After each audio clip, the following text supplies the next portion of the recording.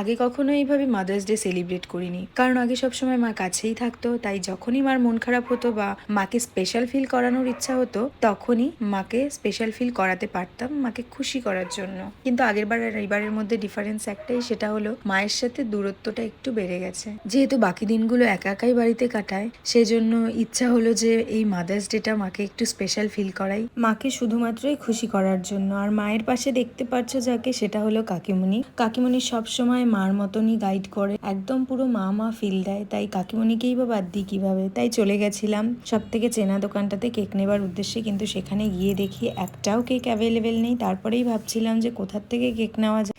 এরপর রাস্তায় এক দাদার সাথে দেখা হবার পর দাদা এই অ্যাড্রেসটা আমায় শেয়ার করলো, তারপরেই আমি চলে গেলাম এখানে। তো সেখানে গিয়ে দেখি ওরা মাদার্স ডে স্পেশাল অর্ডারগুলো রেডি করতে খুব বিজি, তাই আমাকে কিছুক্ষণ ওয়েট করতে হয়েছিল। কিছুক্ষণ ওয়েট করার পরে ওরা আমার কেকটাকে রেডি করে দিয়েছিল। কেকটা দেখে আমি ভীষণই